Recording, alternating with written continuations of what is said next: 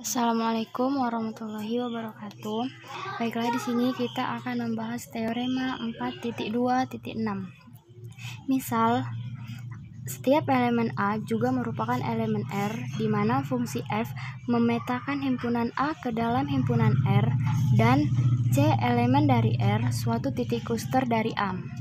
Jika A lebih kecil atau sama dengan fx, lebih kecil atau sama dengan b untuk semua x elemen A, x elemen C, dan jika limit x mendekati C dari f ada, maka A lebih kecil atau sama dengan limit x mendekati C dari f lebih kecil atau sama dengan b.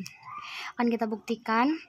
Jika L sama dengan limit x mendekati C dari f, maka menurut teorema 4.1.8 bahwa jika xn sebarang barisan bilangan real, sedemikian sehingga C tidak sama dengan xn dan elemen dari A untuk semua n elemen dari bilangan asli, dan jika barisan xn konvergen ke C, maka barisan fxn konvergen ke L.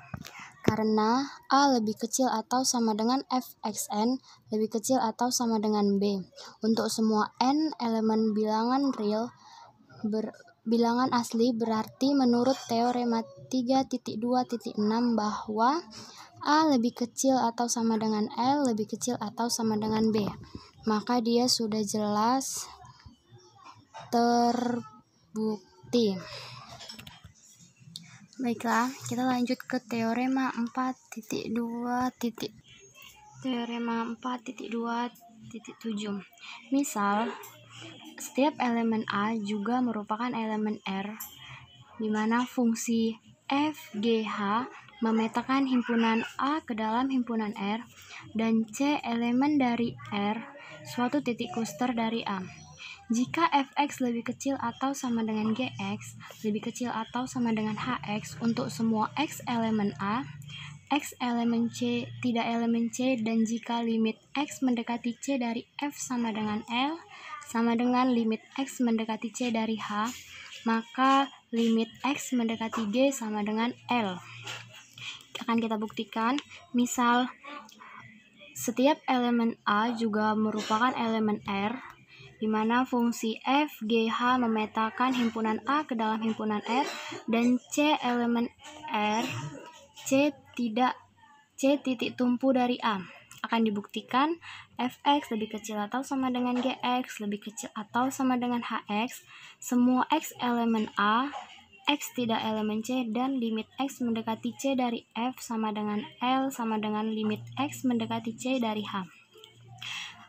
Baik, sekarang kita ambil sembarang epsilon lebih besar 0, sehingga berdasarkan definisi 4.1.4 diperoleh bahwa limit x mendekati C dari fx sama dengan L.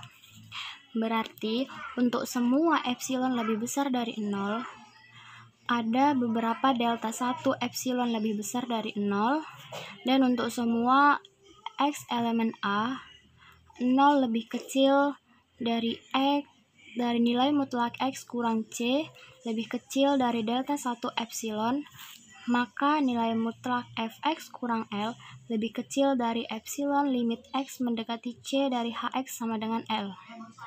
Berarti untuk semua epsilon lebih besar 0, ada beberapa delta 2 epsilon lebih besar 0, dan untuk semua x elemen A, 0 lebih kecil dari nilai mutlak x dikurang C, lebih kecil dari delta 2 epsilon, maka nilai mutlak fx dikurang L lebih kecil dari epsilon.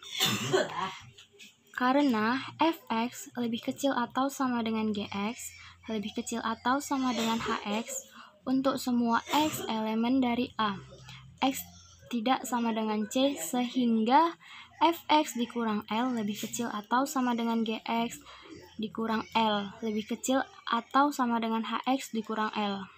Maka untuk semua x elemen A, x tidak sama dengan C, maka diperoleh nilai mutlak dari gx dikurang L lebih kecil atau sama dengan submimum dari fx dari nilai mutlak fx dikurang L, hx dikurang L lebih kecil dari epsilon. akan kita pilih delta epsilon sama dengan infimum dari delta 1 epsilon, delta 2 epsilon, sehingga untuk semua epsilon lebih besar 0, ada beberapa delta epsilon sama dengan 0, dan untuk semua x elemen dari A, 0 lebih kecil dari nilai mutlak x dikurang C, lebih kecil dari delta epsilon. Maka nilai mutlak Gx dikurang L lebih kecil atau sama dengan submimum dari Fx dikurang L. Nilai mutlak Hx dikurang L lebih kecil dari epsilon. Jadi, limit x mendekati C dari Gx sama dengan L. Maka dia terbukti dengan yang akan kita buktikan. Terbukti.